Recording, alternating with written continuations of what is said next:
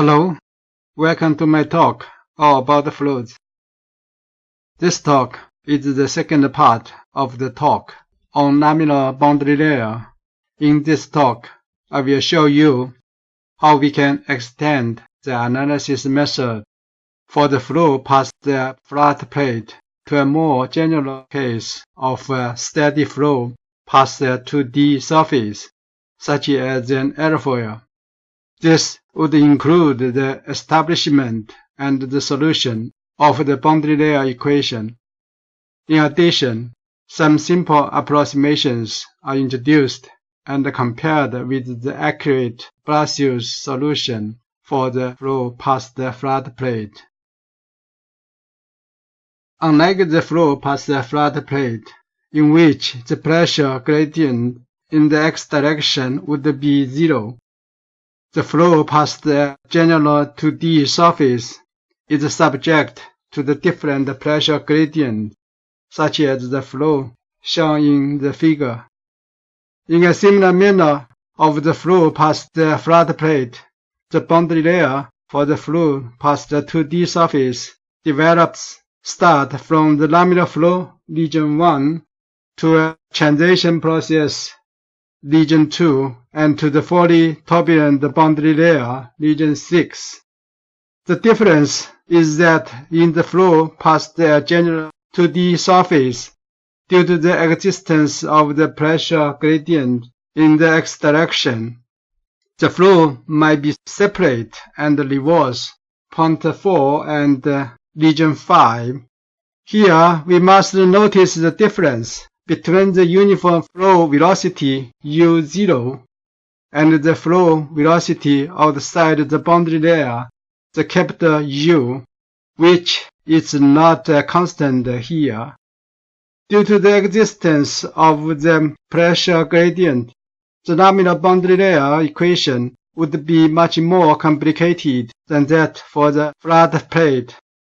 However, there are still many similarities between the flows past the flat plate and past the general 2D case if we take the local coordinate x, y, the tangential and the normal coordinates on the surface in the general 2D cases.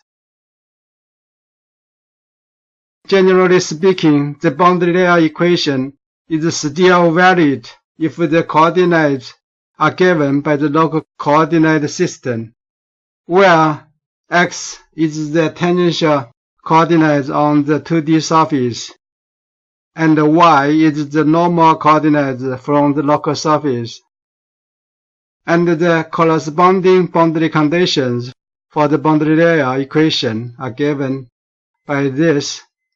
Here we must notice the velocity outside the boundary layer, capital U, is the function of x, but independent of y, if the radius of the curvature of the surface is significantly larger than the boundary layer thickness. Looking at the last equation, it is a very important equation in the study of the boundary layer, which implies that the pressure outside the boundary layer could carry over to the solid wall in y direction without change. Now we can examine the pressure outside the boundary layer, where the flow can be taken as a rotational flow, and thus the Bernoulli's equation is valid and the pressure is given as this. So the pressure gradient with regard to x is given by this. This should be principally correct for the flow outside the boundary. However, for the same boundary layer, the pressure does not change in the normal direction. Hence, this pressure gradient in x direction would be valid for the flow in the boundary layer. As such, the boundary layer equations can be written as this. And next, we are going to solve the equations in this talk. We can first construct a coordinate transformation as eta given by this. Here S is the transformed coordinate corresponding to x. Apply this transform for a flat plate where capital U would be a constant, and then the transformation would be exactly the same as that one we used for the flat plate. And we can calculate the derivative of the eta with regard to x as this. Here, capital U is the function of x, so we have the term as this.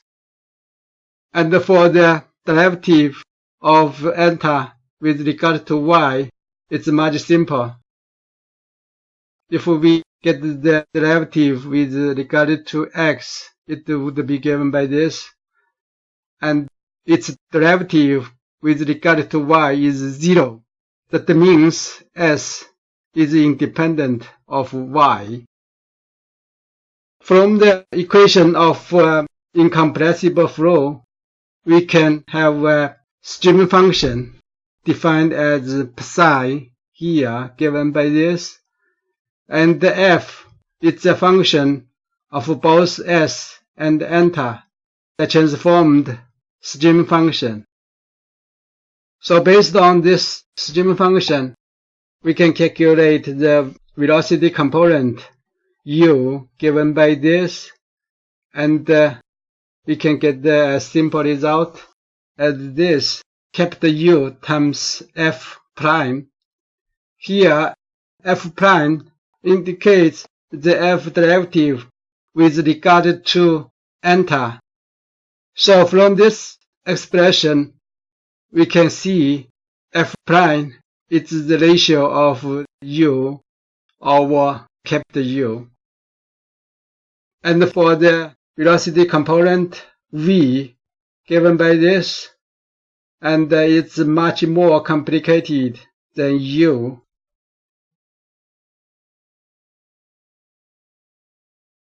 For the calculations of velocity derivative of u with regard to x is given as this. Here, the transformed stream function f is the function of both s and eta. So we have the complicated expression for the derivative of u with regard to x. For the derivative of v with regard to y, it's given as this.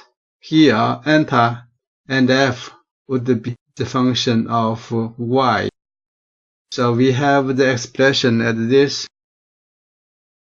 If we put this together, we have the continuity equation as this for an incompressible flow.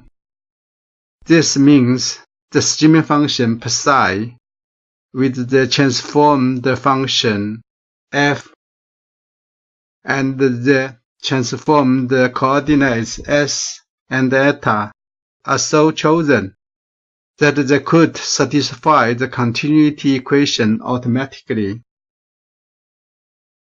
For applying the momentum equation in x direction as this, we need more derivatives as this: the derivative of u with regard to y given as this, and the second order derivation of u with regard to y given by this. Also, we need to transform the derivative of u with regard to x to the derivative of u with regard to s. So substitute all the components into the moment equation in x direction. We can do this following the derivation in the book, Aerodynamics for Engineers. We can obtain the equation as this. Here, we can define a parameter PETA as this. If the boundary layer is thin, beta can be a constant for a given S or X. We can also assume the S derivative of f and f prime are 0. That is, f and f prime would be independent of S. In other words, we could have a similarity solution for the boundary layer if beta is given. For different S, the boundary layer shape would be similar. As such, we can have the famous Falkner-Skan equation given as this. It is the third-order ordinary differential equation, and the corresponding boundary conditions for the Falkner-Skan equation are given as this. On the solid boundary, eta equals 0. The transformed function f would be 0. This would guarantee the stream function psi on the solid boundary would be 0, which is a constant, and represent a streamline on the solid boundary. And the differentiation of f with regard to eta, the f prime is 0 on the solid boundary, which is required by the non-slip boundary condition. On the outside of the boundary, f prime would be unit, since outside the boundary u equals to capital U. Generally, there is no analytic solution to the Falkner-Skan equation. However, we can apply a numerical method to solve the Falkner-Skan equation. For different beta, the boundary layer would be different, but we can obtain the similarity solution, which means for a given beta, velocity distribution against the eta would be same for different S or X. The solution of the Falkner-Skan equation are given in this figure for different beta. And from this solution, we can have two limits. The upper limit, beta equals 2.0. If beta is larger than 2.0, it would generate a velocity within the boundary layer larger than u, which would violate the boundary layer definition. The lower limit, beta equals minus 0.1988. If beta is less than minus 0.1988, it would generate a reverse flow within the boundary layer. So the lower limit is a good indication for the flow separation. For the case of beta equaling to 0, which corresponds to the flow past the flat plate, since the flow velocity outside the boundary layer would be a constant equaling to the incoming flow u0. Now we can calculate the shear stress on the solid wall for different beta. Tau xy on the solid wall is calculated as this, and it is given by the second order derivation of the transformed stream function f with regard to eta. For different beta, f double prime on the solid boundary is given in this figure. It should be noted the f double prime on the solid wall would be independent of S. That's because the similarity solution for given beta. Consider the case of beta equals 0. The corresponding f double prime is 0.4696. So this corresponding shear stress tau xy according to this given in a form of local Reynolds number Rx, defined as this. So this is exactly the same as we have obtained for the flow past the flat plate. In this slide, an example is given for the boundary layer on a thin airfoil, NACA 65-006, which is a thin airfoil of thickness ratio of 6%, and at an angle of attack of 0 degrees, the pressure coefficient are given, see in the figure. We can now examine the development of the laminar boundary layer of the thin airfoil. Generally, PETA would be a good parameter to examine whether the laminar boundary layer would separate. As shown in one of the previous slides, PETA would be limited between minus 0.1988 to 2.0. If beta is equal to or smaller than the minus 0.1988, we can think the flow separated. So beta is given based on the definition as this. And based on the definition of the pressure coefficient, we can deduce this formulation for beta. Here, x hat is a long-dimensional x, nominalized by the airfoil chord C. So based on the coefficient Cp, and we can get the beta on the different position along the chord. So from the curve, we can see the airfoil has a favorable pressure gradient for the first half of the chord, where the beta is larger than 0. And it is also seen there will be a separation at 60% of the chord, where the beta reaches minus 0.1988. This means the airfoil would have a separation even in the angle of attack of 0 if the boundary layer is considered all laminar. This may be true in reality. Maintaining a full laminar flow boundary layer on an airfoil would be difficult, although it might have a smaller skin drag for the laminar boundary layer than that for the turbulent boundary layer. But the laminar boundary layer can be easily separated, which is a case we should avoid for many practical applications.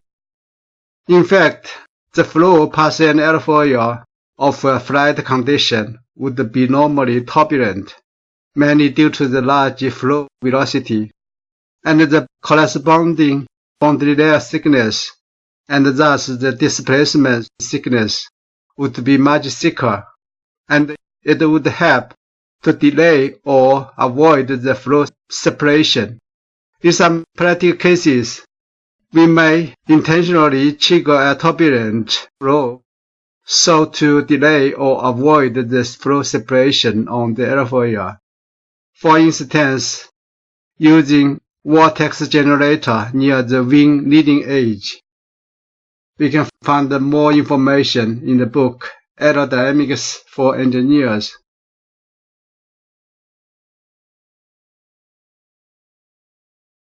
To avoid solving the boundary layer equation, the approximation method have been developed.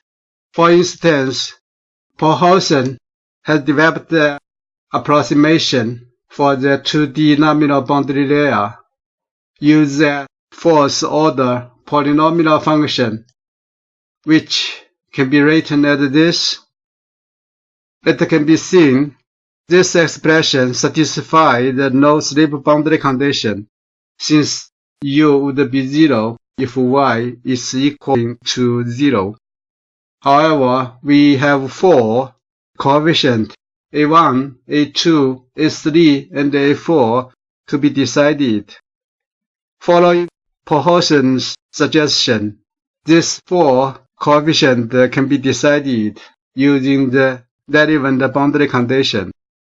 The first boundary condition is the inner boundary at y equaling to 0 on the solid surface, where u and v are both 0 because of the no penetration and no slip boundary condition. In addition, the pressure does not change on y direction in the laminar boundary layer, so we have boundary condition on y equaling to 0 as this. On the outer boundary, we have the boundary condition as this. For the first condition, it is always because the outer boundary, the velocity u, is same as the capital U. And the first order of u with regard to y is 0. That's because u is to approach capital U asymptotically.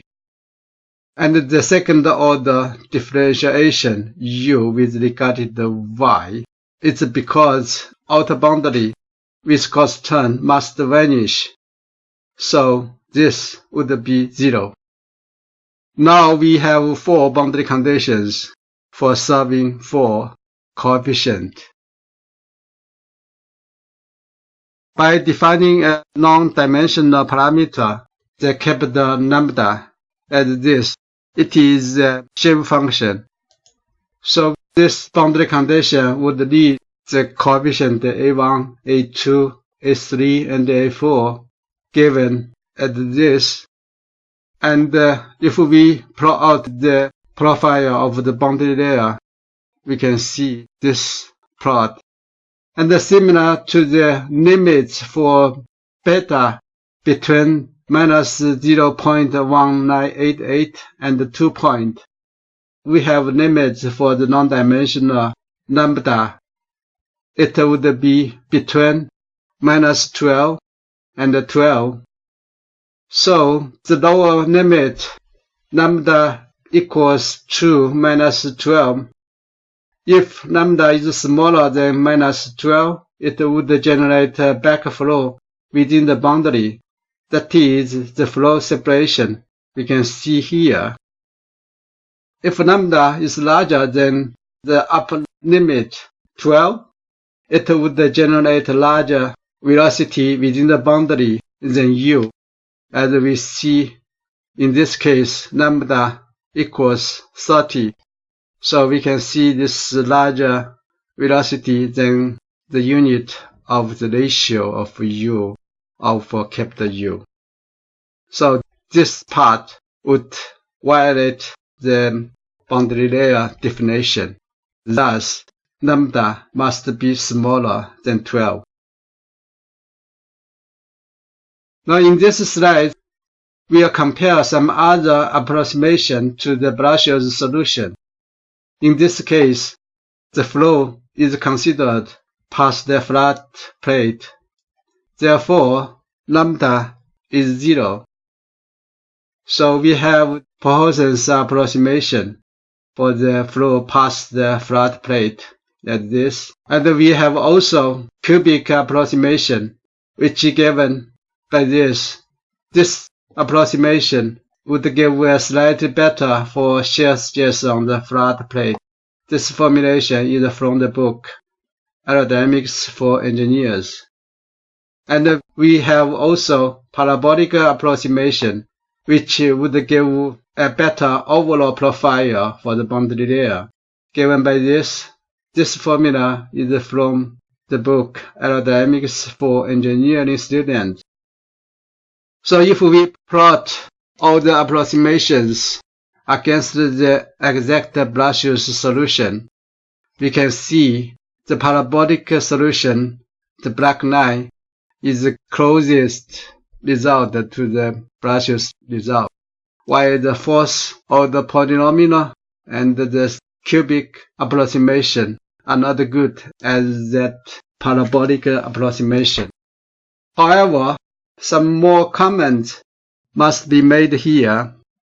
In all these approximations, only the Poisson force or the polynomial function can include the effect of the shape function lambda, and its derivation has a more physical background, while the parabolic approximation seems to give the closest result to the Blasius solution, but the cubic approximation could give a closer shear stress on the solid boundary than other two shear stress calculations.